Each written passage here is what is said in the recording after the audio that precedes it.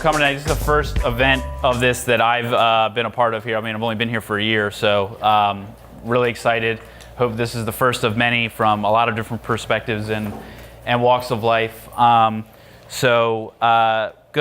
go through some of the janitorial stuff first, tell you how the night's gonna go, and definitely gonna ask all of you a few questions so we can sort of in real time guide where the night's gonna go based on what is gonna give you the most value. Again, it's the first time I've given a talk on this specific topic in this format, and it's the first time we've done an event like this, so we want to try to iterate best we can as quickly as we can. First off, got to thank Garrett and Huga for putting this together. Round of applause for that. Charlotte Agenda made us an event premiere thing. They got some pretty good circulation on that, so I'm sure you all read that. I do. Close.io is my employer, so I just got to put them there because they pay for my food and room and board. And then Juan and Start Charlotte, who is here, thanks so much for getting it out there and putting it out and supporting the community. So plan for tonight. So I'm gonna, after we do intros and such, I'm gonna do a 20-ish minute talk. Gonna try to make it under 20 minutes best I can. Then we'll do a straight up Q&A with all of our moderators and panelists here for anything that you want to cover or that we missed or tackle a specific subject. That part is not going to be, it may be recorded, but I'm not going to put it anywhere. We'll share details that maybe the public doesn't need to know, and I encourage you to do the same if you're struggling with something specific. If you want to talk about revenue numbers or something else specific, please want to make this an open environment where we can do that. Then we'll go into pitch deck teardowns. How many of you brought a pitch deck tonight? That is awesome. Followed instructions on the email. I love it. Cool. So with those decks, we will break into groups, and the four of us, basically every 10 minutes, will swap to each group. Hopefully, it looks like we'll be able to put 2 decks in each group to where a variety of people are giving feedback. And we'll just do that in individual groups. And then depending on time, we can, it's kind of up to you guys on how you want to do more Q&A. Do we want to do more of the teardown time? But before you leave tonight, somebody will, or a number of people will look at your deck that you brought because we did promise that to you. That's all of that. Now, just want to get a quick show of hands. Who is here because they have a pitch deck because they're in the process of putting that together, starting a business, and trying to raise money? Show of hands. It's a pretty good number. What are some other reasons?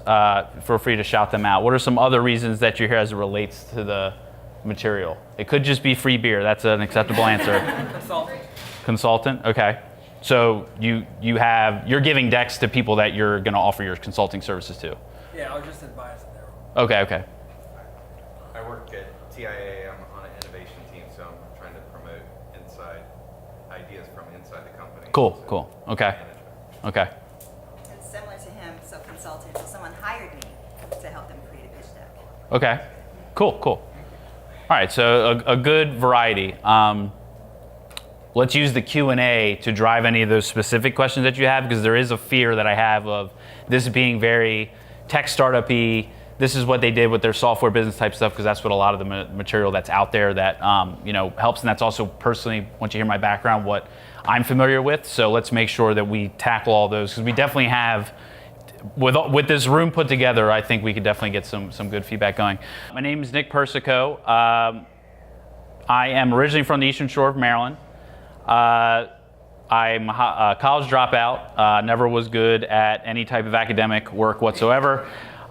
So eventually got to Columbia, South Carolina, and got hired by Cisco Columbia, not the technology company, the food services company, as a sales rep there in Columbia. If anybody's a former Gamecock or familiar with the University of South Carolina, I was basically the sales rep for all the bars in 5 Points and the Vista for about a year and a half, and it was a lot of fun. Loved it. It was right as I was turning 21, so that they kind of taught me how to sell and sort of got my act together. Then I moved to San Francisco and got lucky. Got hired by a startup that was going through Y Combinator at the time, which is a accelerator that I'm sure some of you have heard of. And I'm just going to speed through this, happy to answer any questions afterward, but then moved to New York in 2012, worked for a company called Crossover. They break down game film for high school and college sports teams. They're a competitor with Huddle, if anybody's heard of Huddle. And Crossover was acquired last year by Blue Star Sports, which is an arm of the Dallas Cowboys. They're a big, giant thing that they're working on, pretty cool. Then I left Crossover and started a company called Smart Host, which was revenue management for vacation rentals. With that company, had its own crazy story of how that came to be, but we went through Techstars, we raised some money, we went with it for about 3 years, and then we wound up closing up shop and selling it in early 2016, if I get my years right. And then I rejoined Close.io, so the folks that I moved out to San Francisco to go join, I rejoined them in 2016, and I am their head of growth. That's my day job, that's what I do now. I work remotely for them. We're a fully remote company. And what Close.io is, it's an inside sales CRM for teams that do high volume outbound calling. So it's a CRM with built-in telephony, email, and all of that. And then I've been here for a year, almost exactly. I live here in Charlotte with my girlfriend Kelly, and it's been great. Yeah, there's Kelly. Kelly actually just started at Redfin.com. So if you're looking to buy or sell your home in the Charlotte or Raleigh area, she is your person. She is tracking the market day to day, so she will be able to help you out. So, pitch decks that work. So here's what we're going to cover in the talk portion. So I'm going to go through some philosophy on pitch decks, what needs to be in there, what to do after you send the deck, which is oftentimes the most important part, and then we'll get to Q&A like I talked about. So we're going to start with a 90-second video from Guy Kawasaki. Who has heard of Guy Kawasaki? Cool, then everybody's probably seen this already. But this is 90 seconds about pitching and pitch decks that is far more eloquent than anything I'm going to say tonight. So we'll let him speak, and then you can probably fall asleep for the rest of my talk because he covers it all in about 90 seconds. But we'll listen to what he has to say. The next thing is the art of pitching. Pitching is usually used to raise money. But pitching, more generically, is about the process of seeking agreement. You can seek agreement for money, you can seek agreement to recruit, you can seek agreement for partnership, you can seek agreement for sales. Pitching. And the Latin saying, I think, therefore I am. For an entrepreneur, it is, I pitch, therefore I am. An entrepreneur is always pitching.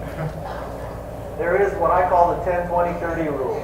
The 10 part of the 10-20-30 rule that the optimal number of slides for a PowerPoint pitch is 10. Maybe it's 15, but it's not the 50 that you think it is. If you can cover these 10 subjects very well, the next step will be due diligence. Many people think that if you put 50 slides together, the audience will be overcome with shock and awe, and all they can ask is, how do I wire you the money? I have never, ever seen that happen, right? The purpose of a pitch is to get to the next stage of due diligence.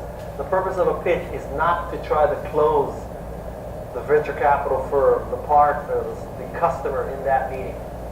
The second point is the 20. I think you should be able to use these 10 slides in 20 minutes. You may have a 60-minute meeting, but I guarantee you it'll start late. The partners from the firm will come in late. You're using a Windows laptop, you can't make it work with the projector. Something will go wrong. Something will go wrong. And the third point is 30-point font. The smallest font you should use on a slide is 30 points. This single recommendation will prevent you from getting in trouble with most slides. Lots of people like to use 8, 10, or 12-point font. They like to write out the entire paragraph, and then they read the paragraph. People can read faster than you can talk. So if you put all the text that you want to say up on the slide, they will read it if they can see it, and they will be done before you've explained it. The ideal size font is 30. If you think this is too dogmatic, let me give you an algorithm. The algorithm is find out who the oldest person will be in the meeting, take that age and divide by 2. Okay? So unless you're presenting to 16-year-olds, do not use the 8-point font. See, yeah, that's pretty much all you need to know. So, all the rest is just bonus that we're going to cover now. So, 2 different decks. Depending on the type of audience that you're going for, or the way that you're going to deliver the information, you need to have 2 decks. So the first is a controlled, which is basically your pitch breakfast. You're going to be in front of an audience. You're giving a large presentation. You control the slides on that deck, and you control their experience through what you're saying. And then also you physically have the clicker, and you can change the slides and the transitions and all of that. Then you have the uncontrolled, which is you send a email attachment, a PDF to somebody, and you don't know half the time if they open it, did they read it for 2 seconds, did they read it thoroughly, you don't know anything. And then what we're going to cover tonight and what all this is about is the ones that you send the most and work with the most, which is the uncontrolled. The ones that you are sending to people via email, whether it's at work, you got an introduction from an investor, or you're trying to recruit somebody on board, or trying to convey any type of idea that you have, you're going to do it in this way. So tonight is going to be you can ask questions about the other side of it, but tonight is just for the ones that you're sending mostly via email. Now, decks aren't just for fundraising. The majority of the time, especially when you're getting started, a lot of it is for recruiting. You have a really raw, rough idea, and you're trying to convince somebody to jump off the cliff with you. The deck is really important for something like that.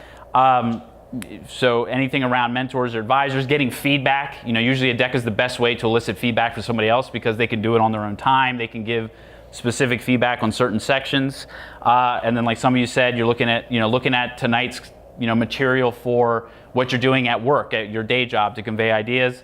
But most of the time, and what I'll cover in this, because I think that's what a lot of the, or it's the most difficult thing to do, is for fundraising. Getting somebody to come away with money out of their pocket is the most difficult thing to do. So if you apply a framework for pitch decks through the context of trying to raise money, and you do really well at that, you can get people to do anything else, join your team, do anything in business. So we'll use that as sort of what you're trying to do is the most hardest thing. So this is specific advice for, you have a deck. Now, if you were in a company and you require these types of things, then obviously do what your company says to do. But this is mainly for entrepreneurs that are trying to raise money, and you want to send your deck to somebody, and they are requesting either you're requesting an NDA. Don't do that. It's a waste of time, in my opinion, my very naive opinion. I haven't built anything that's super, protected by patents and all that stuff like that. So somebody, in the healthcare field or something may disagree. But, for the stuff that the 95% of us are building, you shouldn't waste, any of your time on an NDA. And then business plans that you hear about in school, where you need to do like a book report on how your magical business is going to work, that you're going to change 5 minutes after you write it, or something is going to happen in the world that causes you to change it, makes everything in that half of that report now rendered like useless. You should just avoid it entirely. And now in lieu of those things, you should have 2 things. So you should have a deck that you update every month or quarter. Again, this is in the context of you having a business that is constantly evolving and changing. So should the deck. And then 2, a spreadsheet that is super detailed and goes out 18 months on whatever your revenue model is. Even if you have no money in the bank, you should at least have an 18-month projection on what you would spend if you did have the money. So somebody can see how that works. And then once you start to invest money into something, what type of revenue comes out of that? How long will it take? What are the resources costs? All of that. So basically, you're sending the deck out to somebody. They're going to react to it. Hopefully, you get a meeting. And then the breakdown technical part is where you're actually sitting with them and you're going through the revenue model with them, and then they can take and they can dice that down. In my opinion, to raise money at the seed stage, or maybe even Series A stage, these 2 things done really well will get what you need. But there's also follow-on meetings and all the other exchange of information that needs to take place as the investor does their due diligence. So already went through sort of, skipped ahead of, what it needs, but that's there. So now, what is in the deck? 10 to 12 slides, like Guy Kawasaki said, maybe 15, but where the real exchange of information can happen, and I'll show you some examples, is in these appendix slides. These slides that are not really officially part of the deck, but they're still in the PDF and they're kind of there, but it's after the last slide. You can really convey a lot of information, and you have a lot of room to really explain or convey what you're trying to convey. Now, you see a lot of advice out there on the deck must start slide 1, introduction, slide 2, market or problem, and it's very rigorous on you have to have these exact, slide number 4 needs to be this. But to me, the flow, the order of it all is what's most important. So what is the story you're trying to tell through this deck? Take me on a journey of where I need to go and lead me to where the next spot is. Now, if I see a slide that evokes a certain response, the next slide should answer that response. So sort of think of it as somebody outside looking in, looking at your deck and saying, okay, they just talked about this, now what about that? And then when they hit the next page, that is there. That's the type of emotions that you're trying to work for. Now here are your should-haves, and again, not in a particular order. Your problem or vision, the solution to that problem or vision, market or go-to-market, how many people does this affect? The traction, what provable evidence do you have to support all the crazy things you just said in the previous slides? And then the team who is working on this, how is this actually going to get done? How is this going to come to life? And then what are the next steps? What are the actual things that you're working on right now? What is the ask? Why are you having me look at this? What do you want me to do next? Instruct the person that's reading it. Or you can go the complete opposite, which is the super rigorous analytical approach. And this is the order that DocSend, a product that allows you to, I highly recommend it actually, where you can store your decks and people have to put their email address in to see it, and you can see how long, for how many seconds they look at each slide. I'm happy to answer questions about any of those products too. But they looked at, thousands, hundreds of thousands of decks, and they've said, okay, this is the order that seems to work well. And then Sequoia, the legendary VC firm, they have their selected advice.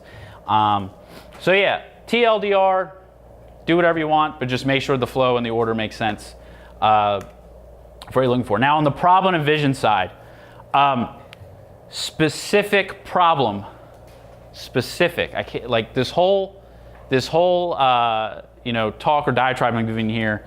You need to be specific on what you're trying to solve for a specific type of customer profile. Now, you can't say, I have an app that every person between the ages of 18 to 64 that will enjoy. No, you need to say, right now I have an app that works for female millennials in Charlotte and these 3 zip codes. And that's this many people, and we're going to go after them this way. That's today's battle. And then in the later part of it, you could say, okay, once we win that battle, we're going to go on to the war because we have enough soldiers behind us to go fight the other battles. So, and stories, explaining who these people are, putting a face on these, on the people that these types of problems and solutions affect always helps. People want stories, and they want stories told to them. An example, so throughout this, I'm going to show examples from a deck that we used for a previous company that I had, SmartHost. And this is what we used to raise about 500K. Took us forever to raise it for a lot of different reasons, but I'll take you through some of the examples of what we tried to do. And then there's also other examples from other companies that you may have heard of to show how they approached it back in their early days. So this is our first slide. Then we had the vision. So this is, we're starting the story. Real estate data is a mess. This is what we think the industry needs. The first vertical we're going to within the greater real estate is vacation rentals. And you can visually see how that is smaller than the other parts of real estate. So we're narrowing it down to this specific order. And then we're saying now even further than that. So see how we're zooming in? Our first application is for hosts, Airbnb or, hosts on VRBO. And we show a visual of how here's hotels doing their pricing every day, and then here are what vacation rentals are doing right now. So we're showing a disparity, something that we think should be changing. And then we say, here's the actual problem with this specific people that we just zoomed in on. So that took us 4 slides. So now we only have 6 to explain the rest of the stuff that we're doing. But we chose that when we started meeting with people, they needed a lot of context on what the hell we were doing because it was so foreign to them. They're not an Airbnb host. It was kind of new at the time. We were pitching this back in 2014 in terms of, and Airbnb was really hot, so there was just a lot of confusion around it.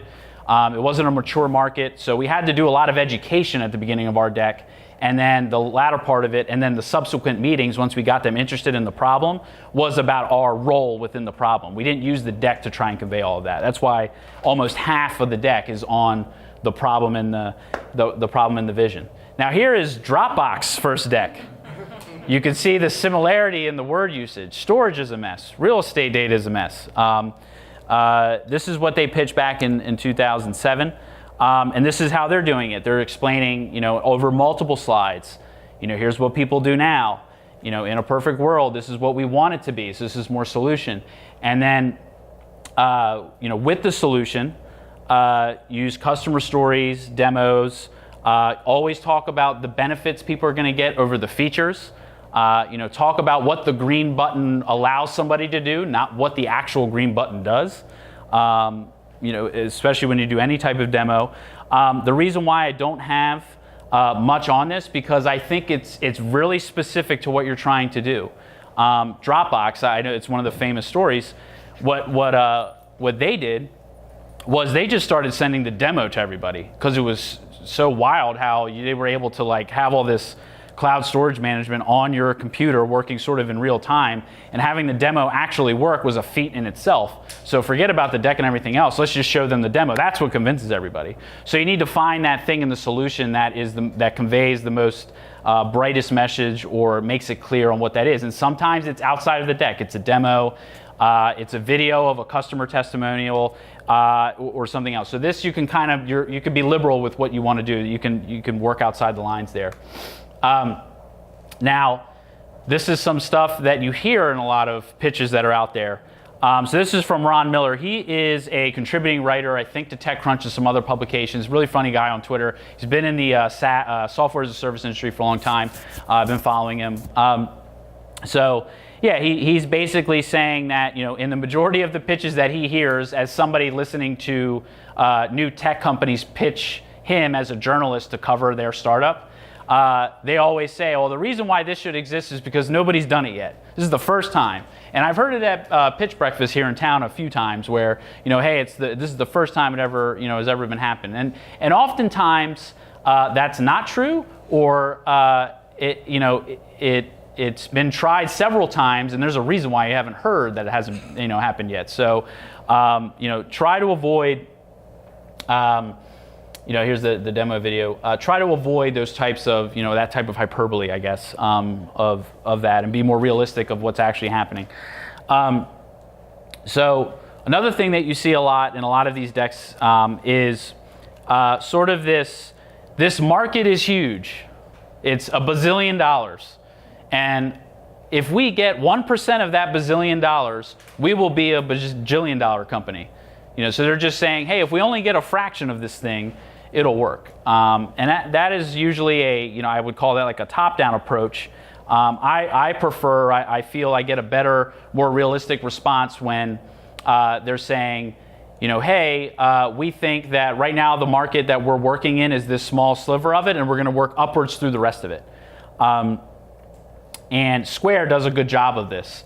In their market slide. This is Square's, I think they raised their Series A with this deck, don't quote me on that, but they do a good job sort of displaying in 2010 in the billions of dollars where mobile payments are, and now fast forward to 2018, we know that these Square readers and all the other competitors are everywhere. So they do a good job sort of demonstrating that, what the opportunity is and what the market looks like. Now this slide just basically elicits that we're early days. We're going to make this market. And I have another example too from Mint that I can show you that does something similar. Now for traction, oftentimes, especially with early stage companies, and I understand, you don't have a product yet, or you're still trying to work it out. So you think that traction is social media likes or shares on Instagram. For most products and services, and most, I think a lot of that stuff is bullshit. It's just noise. It doesn't actually work to the core thing. It's very distracting to your actual core metrics that you need to work on. And instead of trying to, the world at large may think that type of noise is traction. But in reality, in your business, you actually set what the goal and the KPI is. You set the metric for success. Nobody else does. So you need to communicate to the person reading this that this is the goal that we set, this is the way that we define it, and then here's our progress against that. Don't try to go out and say, okay, well, I think they're going to look at it this way, so maybe we should try to make our numbers match what they think it should be. No, tell them exactly for this month, today, or this quarter, our number one priority is X, and here's our progress towards it. Now, here's how we conveyed our little traction in our first deck. So we said we sold subscriptions for 190 properties. And our 19 vacation rental managers' average subscription is $109 per month. But if you average that, $109 times 19, that's like not that much money per month in monthly recurring revenue, right? So, and we knew that going in, but at this time, and the people looking at the deck, we did not have a product. I was basically calling people and selling them PDFs of market research data that we did. I would just cold call them and say, hey, we have data in your market. I have data for the last 90 days. Would you like a spreadsheet and a PDF analysis of it? They're like, cool, yeah, that sounds good. How much? It's $300. And then I would just make it up and go from there. And then we would iterate each week to figure out, because we were searching for what our first product was going to be. So our way of trying to describe go-to-market and traction was saying we're selling something in this relative area, and people are buying that something. We don't know eventually what the long-term value of that customer is going to be, but we convince them that what we're giving them is valuable. Now we just need to turn it into an actual self-service, consumable software product. So that's how we went about it. And then we made like a little funny quirk of me in the Techstars office in Austin making the calls. So team. Another very important part, but it depends on what your strength is as a team. And I'll show you a couple of examples where how companies use it sort of at their advantage, or sometimes it's at their disadvantage. So the first, one thing I want to mention, and I see this all the time in decks, is somehow 3 people that have been in the same industry for 10 years each somehow equals 30 years of experience. Has anybody seen this before? Yeah, to me it's just bullshit. I don't know how you can just add all those up and get to that large number. Yeah, so I would just avoid that. This is a pet peeve of mine. Gonna get as much of those in here as I can. So this is LaunchRock's team page in their deck. Never heard of any of these guys, still haven't. LaunchRock's actually a great product, they've done really well. But when you go to the next slide, I've heard of mostly all those people if you're in startups or technology. They've really, those random dudes that nobody's ever heard of have been able to somehow get some really good investors and advisors working for them. Now, if you're going to put them on the deck, make sure if those people that know those people, their peers, call them up and say, hey, I saw something with your picture on it. They better say, oh yeah, I know, I'm aware that I'm on there. I've seen some situations where that isn't the case. But that's one way of going about it. This is Square's first deck. This was slide number 3 for Square. So imagine Square's deck being page 1, Square, email address. Second page, maybe something like this is our mission statement. Third one, boom, here's our team. And then here's all these amazing, like if I had the money, I would invest in this immediately just looking at this page. I don't care what they're doing. And that happens a lot for certain types of teams. That's their value today when you're looking at the deck today. Their value is that they have these smart people working on this. All the other shit actually matters less because the experience is going to take care of, and they're going to navigate it and they're going to figure it out. So you need to figure out what that strength is with your team, and if it isn't right now, figure out other ways to sort of accommodate that. Now on to the latter stages of the deck. You need to have an ask in here. I just read all this information. Now, what do I do with it? Are we fundraising? Are we trying to, you can actually write out the next steps. Like this is the actual progress that we're looking to make. And then, make those points out there. For fundraising, in my opinion, don't put the deal terms in there. Like we're raising, $1 million at, Y valuation. Don't put that in there because it's going to vary for a lot of investors. And in the Q&A, we can answer any more on that. But what we did was, we said, hey, we're raising $1 million to scale sales. And then we broke down in a graph, what percentages we were going to spend on this said $1 million.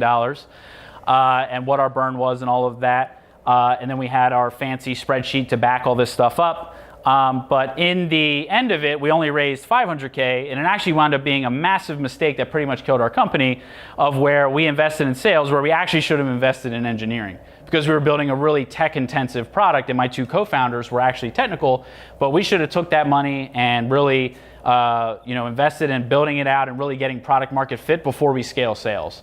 This is a deck that somebody reading this and be like, oh man, these guys have their shit together. They're putting their burn on there. They told me exactly what percentage they're going to spend. But in reality, it was totally wrong.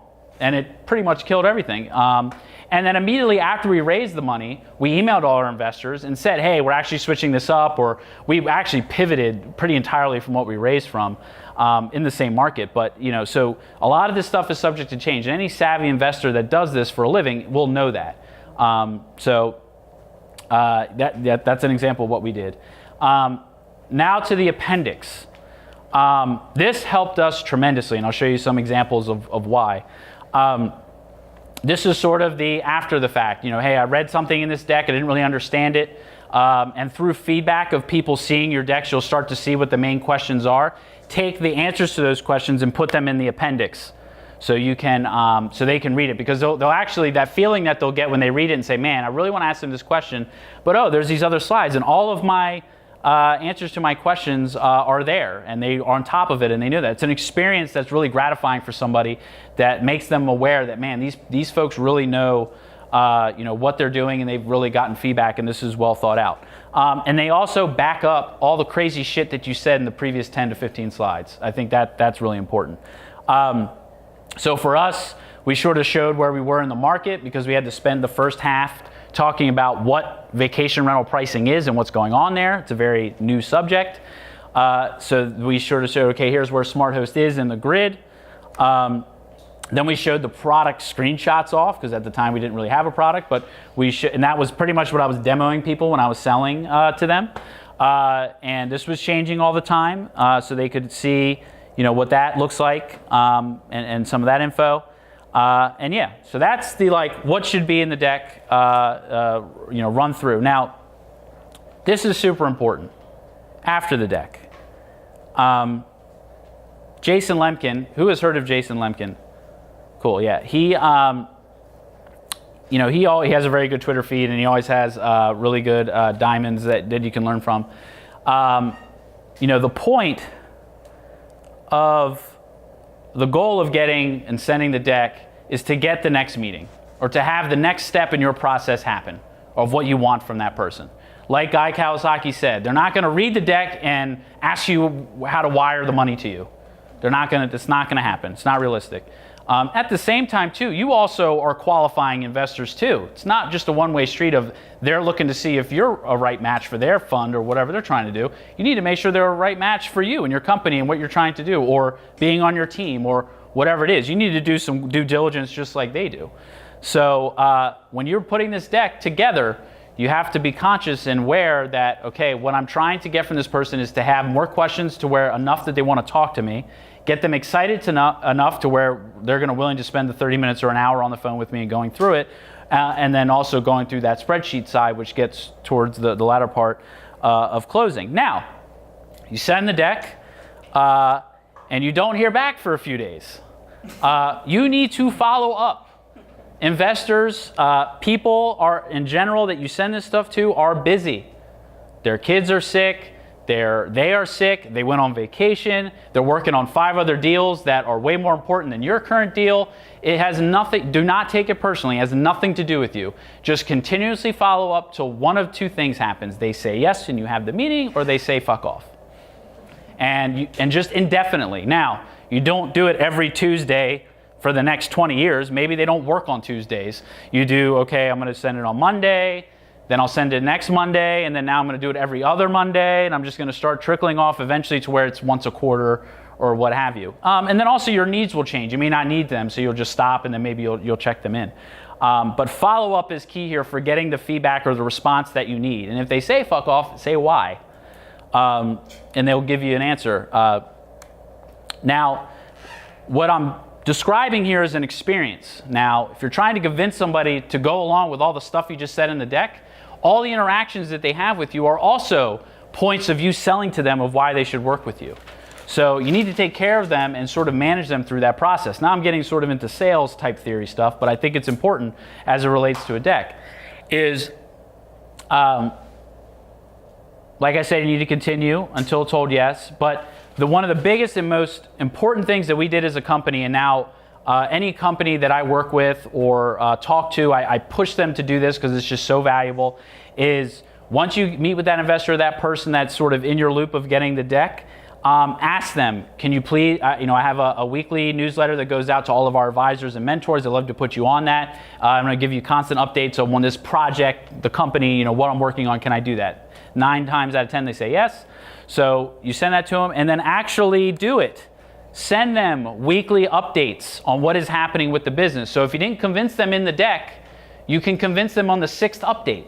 And that happened with, I would say, 25% of our investors in our round. They said no to us originally, but then they saw the updates. Hey, we got another commit, or we got this came in. We're doing this. They got excited again, and they're like, oh man, now I'm interested in this deal. And then also their circumstances changed.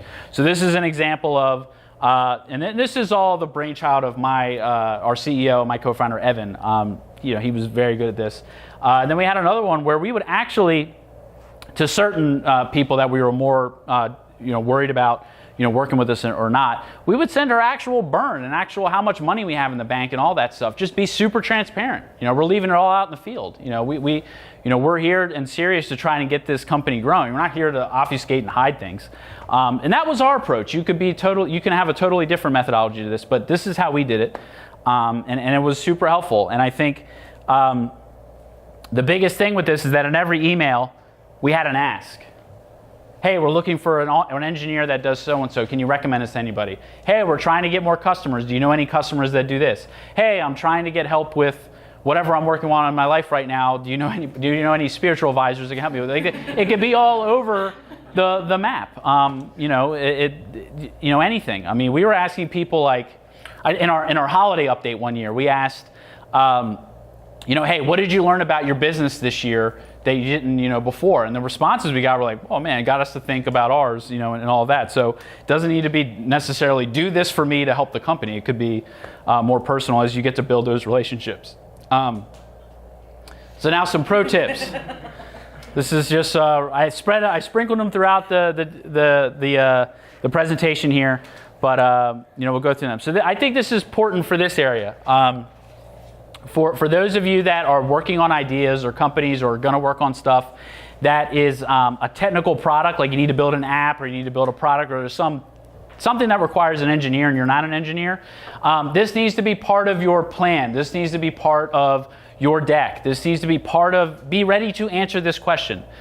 Because if anybody, is anybody in terms of investing in technology companies, that is one of the most key pieces, is do you actually have the technical chops to build this? And that's where a lot of their due diligence is.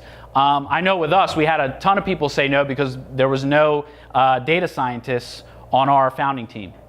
We were saying, hey, here's all this data science stuff we're going to do. It's a college dropout and 2 engineers that have no relation in data science really at all. So they were like, this doesn't make any sense. Why are they doing this? So we went and we found somebody that was a data scientist, and they became an advisor, worked with them a lot, gave them some equity over time.